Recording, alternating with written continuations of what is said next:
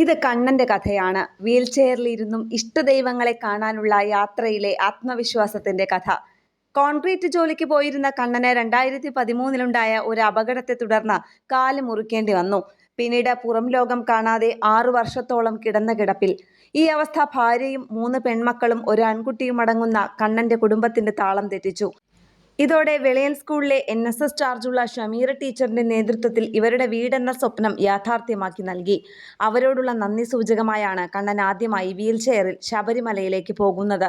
ആദ്യ തവണ എടവണ്ണപ്പാറയിൽ നിന്നും 22 ദിവസമെടുത്താണ് ശബരിമലയിലെത്തിയത്. പിന്നീട് 2 തവണ കൂടി ശബരിമലയിൽ പോയിട്ടുണ്ട് കണ്ണൻ. എല്ലാ വർഷം ശബരിമലക്കും മൂകാംബിക പോകുന്നുണ്ട്. കഴിഞ്ഞ കൊല്ലം ഞാൻ മൂകാംബിക പോകാൻ കഴിഞ്ഞില്ല. അപ്പോൾ അതുകൊണ്ട് ഈ കൊല്ലം പോകണമെന്ന് ആഗ്രഹിച്ചു. എടവണ്ണപ്പാറന്ന് കാടാമ്പുഴയ്ക്ക് യാത്ര ചെയ്ത് അവിടുന്ന് കാടാമ്പുഴ ടു മൂകാംബിക. കാടാമ്പുഴന്ന് 16-ാം തീയതി ഉച്ചക്ക് യാത്ര തുടങ്ങി. ഇന്നൊക്കെ ഇവിടെ എത്തി. എത്ര ദിവസം പിടിക്കുന്നറില്ല നമ്മൾ മൂകാംബിക എത്താൻ. അപ്പോൾ ഒരാഗ്രഹം സാധിക്കണം. ആദ്യത്തെ പ്രാവശ്യം Shameera teacher NSS camp Shameera teacher വീടുണ്ടാക്കി ഫസ്റ്റത്തെ കൊല്ലം ഒരു വീൽ ചെയറിൽ ശബരിമലയ്ക്ക് പോയി.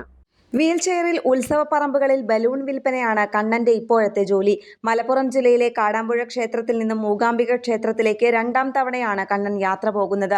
ദിവസം ഏകദേശം 20 മുതൽ 25 കിലോമീറ്റർ വരെയാണ് യാത്ര. അമ്പലങ്ങളിലോ വഴിയരികിലോ വിശ്രമിക്കും. പോകുന്ന വഴിയിൽ നിന്നെല്ലാം നല്ല പ്രതികരണങ്ങളും ഭക്ഷണവും സഹായങ്ങളും ലഭിക്കാറുണ്ടെന്ന് കണ്ണൻ പറയുന്നു. 2ാമത്തെ വർഷം എടവണ്ണപ്പാറ വിഷ്ണു ഭഗവാൻ ക്ഷേത്രത്തിൽ പോയി. 3ാമത്തെ വർഷം എടവണ്ണപ്പാറ വിഷ്ണു ഭഗവാൻ ക്ഷേത്രത്തിൽ മൂകാംബിക പോയി.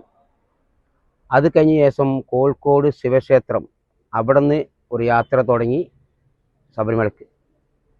അപ്പോൾ കഴിഞ്ഞ കൊല്ലം പോകാൻ പറ്റാത്തതുകൊണ്ട് ഈ കൊല്ലം മൂകാംബികയ്ക്ക് ഒരു യാത്ര.